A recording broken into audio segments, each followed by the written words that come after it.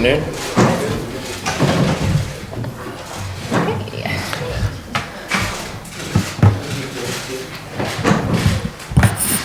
Okay, so as you're all aware, we don't have a translator today, so it should be pretty simple, but if we just keep questions to tomorrow's game, please.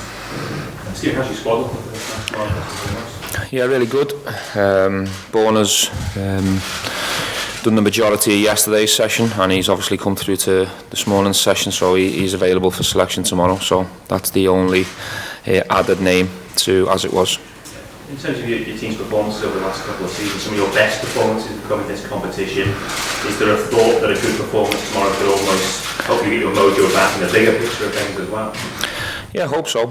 I think if we can find that performance against the team at the level of Braga, I'm sure that would bring the confidence and belief that we need. And as I say, I believe you with what you say, that we have found our best performances in Europe. We do seem as if the tougher the challenge, the more we rise to that challenge. Of course, you have to deal with the challenge of VAR tomorrow night. What do you advise your players ahead of that? Because we've seen, especially in England, the decision going for or against the team can change the momentum of the match.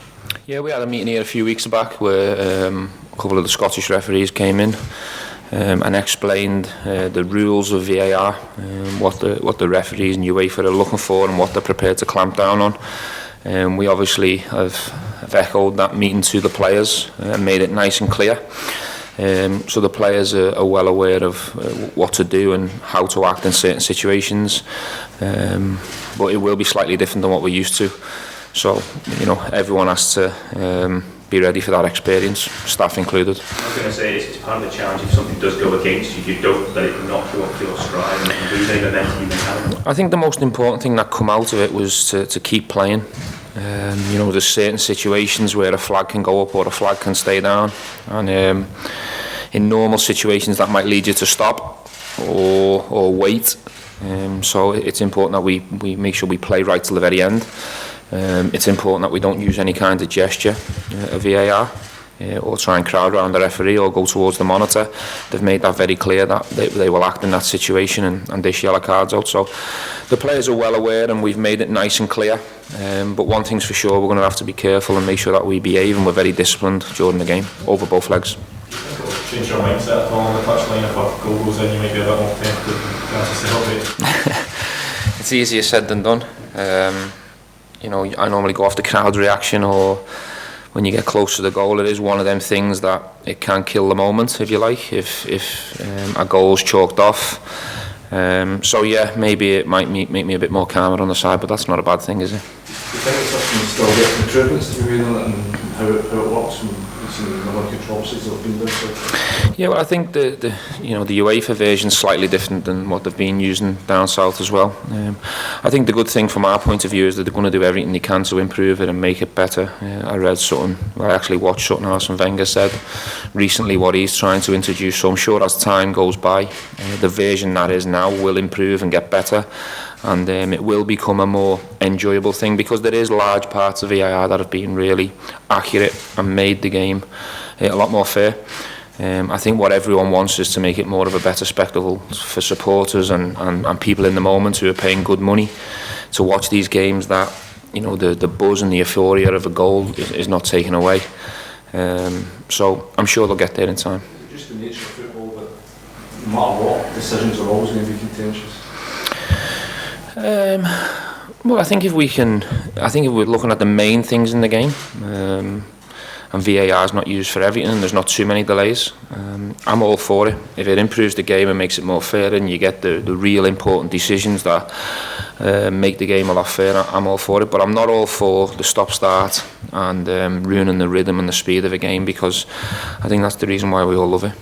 In terms of Braga, you watched against Portuguese opposition before this season. How do you sort of compare the two? Well, I think they are the form team in Portugal right now. I think over the last 4 or 5 weeks they've won a cup final against Porto. They've beat Sporting Lisbon. They've beat Benfica just recently. So we've got nothing but respect for this team that are coming to Glasgow tonight and also next week. Obviously had good performances against Wolves and done ever so well to get out of the group. So We know the challenge. We've been the underdogs in this competition since the group stages, so I don't think anything changes there. But it's certainly a fixture that we can't wait for. We're really excited, and I think you can see in the players' eyes and the focus and the training over the last couple of days that we're really looking forward to this challenge. It's big for us. Of course it's big, and without a doubt we're going to have to find a lot better performance that we've been shown of late. Do you think your players enjoy that underdog status, that challenge going out and proving people wrong and you're heading? I think everyone does in football, especially in cup competitions. It's always an opportunity if you're the underdog to first and foremost prove to people that you belong at that level, that you can mix it with players on your level from an individual point of view. And also, this is where the players all want to be when you sit down with the players, when you're signing new players or when you're speaking to existing players.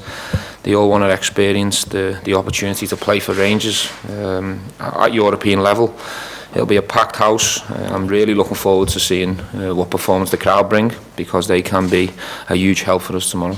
How much can victory in these games do to the confidence of the squad going on in the season?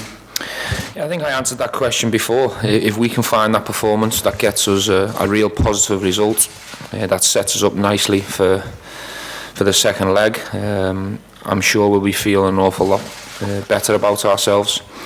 Sometimes it takes this level of opposition or this type of game, the magnitude of it, to find your best and rediscover your top form. So without a doubt, if we're to be happy come the final whistle tomorrow, we're going to have to find a performance where we rediscover ourselves both in and out of possession. Do you need to be more cautious with the fact that it's a two-legged game? I don't think cautious is the right word. We're at home. We want to be really front foot and positive and aggressive like we always have been. We want to try and lift the crowd and get them with us. That's very important. But to answer your question, there is going to be times in the game where we're going to have to be really organised, have real good balance behind the ball, because these are the team on the counter-attack. If you're not, they can hurt you badly. Final couple, please. How's the pitch? Not too sure, because I haven't seen it since the weekend, but I'm sure the groundsmen are working tirelessly to make it in the best condition it can be. I think we all know what condition it's in compared to what it was at the beginning of the season. But it is what it is. It's going to be the same for both players. We've played a game on it at the weekend where the weather was real brutal for a couple of days, so I'm sure come kick-off it'll be fine. But you know, I said last week that it's not in the type of shape that I'd quite like it in. Do you think it can suit your players better than perhaps the Braga players are playing in the cloud and they're not probably not used to situation in terms of the pressure? Yeah, I don't know. I'm not sure weather helps determine score lines at this level. I'm sure Braga are going to be well prepared for Glasgow and the conditions and what to expect. I think the last game I watched on Braga's pitch, I don't think their pitch is too clever either. So, look, it could play a part. The conditions, the wind, the rain, I don't know what type of weather to expect. The pitch could cut up.